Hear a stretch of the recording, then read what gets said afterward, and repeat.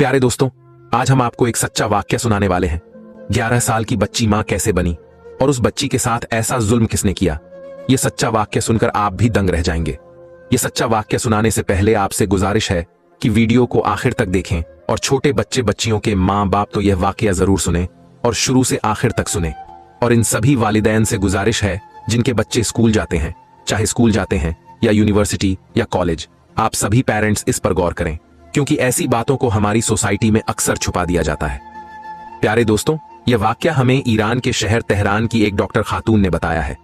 वह खुद बोली है कि यह वाकया उसके अपने अस्पताल में पेश आया है और उसने उस बच्ची की डिलीवरी अपने हाथों से की है। उस खातून ने कहा है कि यह सच्चा वाकया ज्यादा से ज्यादा लोगों को पता चले ताकि सभी इससे सबक हासिल करें। डॉक्टर शानिया कहती हैं, मेरा नाम डॉक्टर शानिया है। वह जुम्मा का दिन था जब एक औरत अपनी कोई 11 साल की बच्ची को लेकर मेरे क्लिनिक में दाखिल हुई थी। मेरी नजर उस बच्ची पर पड़ी तो मैं हैरान रह गई थी। बच्ची का पेट गैर मामूली हद तक बड़ा हुआ था। जब मैंने बच्ची को देखा तो मुझे ऐसा लगा कि शायद इसे कोई बीमारी होगी या फिर पेट इसलिए बड़ा होगा कि पेट में पानी जमा हो गया होगा। मगर जब मैंने बच्ची की मां की तरफ देखा तो उसकी आंखों में आंसू थे। जब मैंने उसकी मां से पूछा, क्या बात है मोहतरमा, आप रो क्यों रही हैं? मेरी बात सुनकर उसने मेरे आगे दामन फैला दिया। मैंने जब उसकी तरफ नासमझी से देखा तो उसने अपनी चादर अपने सर से उतारी और मेरे कदमों में रख दी।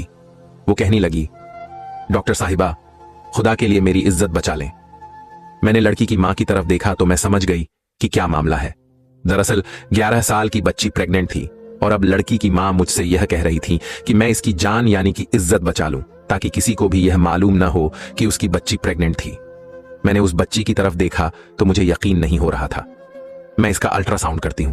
नहीं डॉक्टर साहिबा, अल्ट्रासाउंड करने की जरूरत नहीं है। मेरी बच्ची पेट से है। आपको नजर नहीं आ रहा क्या? आप तो डॉक्टर हैं, आप अच्छे तरीके से जानती हैं। ऐसी बात नहीं है, लेकिन मुझे आपकी बच्ची को देखना पड़ेगा। मुझे देखना पड़ेगा कि बच्ची की सेहत कैसी है और यह कैसे प्रेग्नेंट हुई। क्या इसके साथ कोई जुल्म या ज्यादती हुई है? मैंने बच्ची की मां की तरफ देखकर कहा तो बच्ची की मां कहने लगी, नहीं जी, ये बात मैं नहीं जानती। आप इसी से पूछ लें। इसने तो हमारा मुंह काला करने में कोई कसर नहीं छोड़ी। उस औरत ने नफरत से अपनी बेटी की तरफ देखते हुए कहा, फिर मेरे सामने हाथ जोड़कर बोली, अगर यह बात इसके बाप को पता चल गई तो वह इसे जिंदा गाड़ देगा। आपके शौहर को नहीं पता?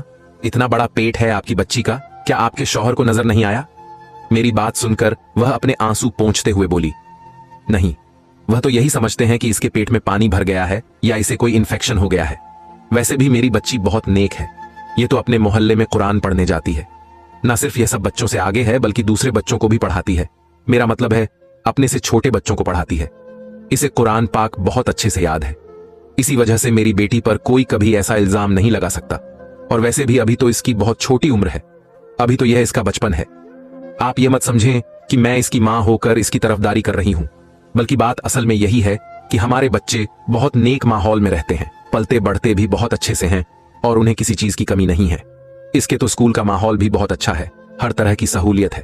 मेरी बच्ची के साथ ऐसा कोई मामला नहीं है, लेकिन बस क्या करें, जो अल्लाह की मर्जी। यह कहकर उस औरत ने सर झुका लिया तो मुझे उस पर शक होने लगा था। ऐसा तो हो ही नहीं सकता कि बिना किसी आदमी के, बिना किसी जुल्म और ज्यादती के यह बच्ची प्रेग्नेंट हो गई हो। किसी ने तो कोई जुल्म किया होगा, नहीं तो इसकी मां से लापरवाही हुई होगी, तभी तो इस बच्ची का यह हाल है। मैंने अपने दिल में सोचा। मैंने देखा कि उसकी मां मुझसे नजरें चुरा रही थी।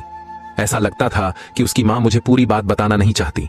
मैंने उससे कहा, आपको बच्ची की सोनोग्राफी तो करवानी ही होगी, तभी मुझे पता चल सकेगा कि आपकी बच्ची का कौन सा महीना है और उसका कौन सा इलाज किया जा सकता है। वह औरत सोनोग्राफी करवाने पर राजी हो गई। उसकी बच्ची को मैं सोनोग्राफी वाले कमरे में लेकर जाने लगी तो औरत बोली, डॉक्टर साहिबा, मैं भी साथ चलूंगी। ऐसा लग रहा था कि वह औरत बच्ची को अकेले मेरे साथ नहीं भेजना चाहती थी। शायद वह यह नहीं चाहती थी कि उसकी बच्ची मुझसे कोई बात कर ले। मुझे अजीब तो लगा, लेकिन प्राइवेट क्लिनिक में लोग ऐसे ही नखरे करते हैं। सरकारी हो तो लोग ज्यादा बात नहीं करते, डॉक्टर की हर बात को मानते हैं, लेकिन प्राइवेट क्लिनिक में कोई भी किसी की बात नहीं सुनता।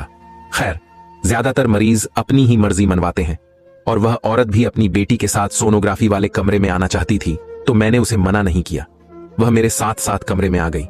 मैं उसकी बेटी की सोनोग्राफी करने लगी तो वह भी स्क्रीन पर नजरें गाड़े बैठी देख रही थी।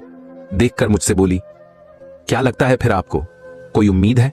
मेरा मतलब है कि क्या मेरी बेटी की इज्जत बच जाएगी? देखिए, आप इज्जत और बेइज्जत की बात तो नहीं करें तो अच्छा है।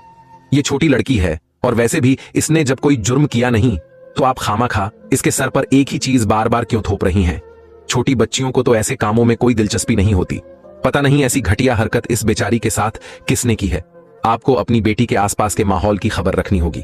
आपको पता लगाना होगा कि यह किसके साथ मिलती जुलती है, क्या करती है, कहां जाती है, इसके साथ कौन रहता है। इन सब बातों पर आपको ध्यान रखना होगा, लेकिन इसके साथ साथ आपको अपनी बेटी का ख्याल भी रखना होगा। सोनोग्राफी रिपोर्ट आते ही आपको पता चल जाएगा कि आपकी बेटी के साथ क्या मामलात हुए हैं। मैंने उस औरत को बता दिया, हालांकि मैं सब कुछ जान चुकी थी। अल्ट्रासाउंड को पढ़ना मेरे लिए कोई मुश्किल बात नहीं थी, पर मैंने आधा घंटा फिर भी सोच विचार करने लगी कि मैं इस औरत को क्या बात कहूं, कैसे कहूं, क्योंकि कोई भी मां अपनी 11 साल की बेटी को इस हाल में नहीं देख सकती।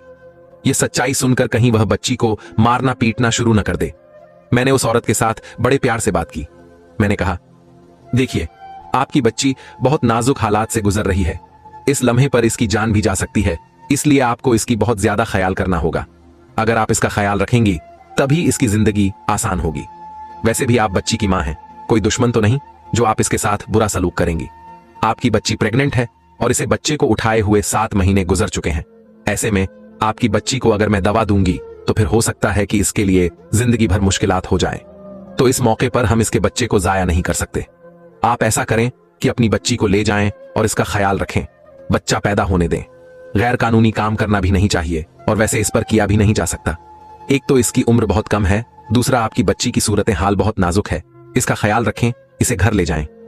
मैंने उस औरत को यह बात कहकर मुतमिन तो कर दिया था, मगर वह रोने लगी और बोली, डॉक्टर साहिबा, आप जो बात कह रही हैं वह बिल्कुल इम्पॉसिबल है। अगर मैं अपनी बच्ची को अपने घर ले भी जाती हूं तो बच्चा पैदा होने से पहले यह जिंदा जमीन में गाड़ दी जाएगी। आप मेरी जगह खुद को रखकर सोचें, बताएं, भला क्या आप ऐसे किसी बच्ची की मां होती और वह ऐसे प्रेग्नेंट हो जाती तो आपका शौहर आपको माफ करता? सारी बातें तो बच्ची की मां पर ही आती हैं, सवाल उसकी तरबियत पर उठते हैं। मैं इस हालत में इसे घर नहीं ले जा सकती। आप कोई ना कोई हल बताएं, वरना तो मेरे लिए अपनी बच्ची को छोड़ने के अलावा और कोई चारा नहीं होगा। उस औरत की संग दिल्ली देखकर मैं हैरान रह गई। आप अपनी बच्ची को छोड़कर कहां जाएंगी? आपकी बच्ची का आपके अलावा सहारा ही कौन है? देखिए मैडम, यह बात तो मैं नहीं जानती, लेकिन अगर आपके पास